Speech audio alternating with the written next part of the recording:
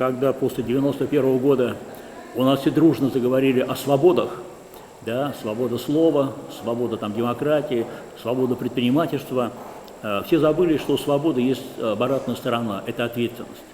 И у нас сегодня, вот я не устаю повторять, что-то там случилось, самолет упал, там поезд сошел с рельсов, там в метро что-то случилось, у любого ЧП, или даже когда вот леса горят практически там ничем не управляемо, понятно, что кто-то где-то спичку бросил.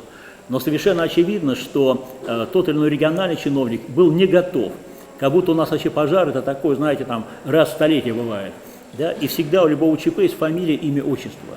А у нас, значит, все вот так вот, как бы никто не виноват, какие-то, или стрелочника найдут, и непонятно кого, либо вообще все окажется пущено на тормозах. В этой связи, что касается депутатского корпуса, в программе нашей партии есть пункт. Мы считаем, обязательно должен быть закон об отзыве депутата. Вот избрали депутата, он наобещал 3 короба, и вроде люди поверили ему, да, а потом он вообще просто наплевал, людей не принимает, ничего не делает, люди должны иметь право взять его отозвать. Вероятно, механизм отзыва должен быть немножко сложнее, чем выборы, да, ну, чтобы у нас не было такой чехарды, кому-то что-то не понравилось, либо политическим оппонентам не понравилось, и начали его там снимать. Но, тем не менее, такой механизм должен быть, сейчас его, к сожалению, нет. Ну и ответственность действительно должна быть персональная, и когда президент иногда вот так вот приходится ему, значит, брать слово на тех или иных совещаниях, и он реально же спрашивает с конкретного человека, куда смотрели, это ваше ведомство, почему, сказать, не приняли вовремя решение. Да, и там стоят руками разводят, а что руками разводить?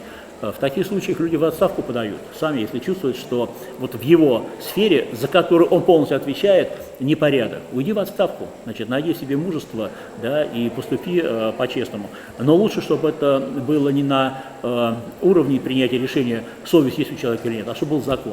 Да, вот такой закон, я думаю, что нужен не только закон об отзыве депутата, а закон об ответственности любого чиновника, любого должностного лица.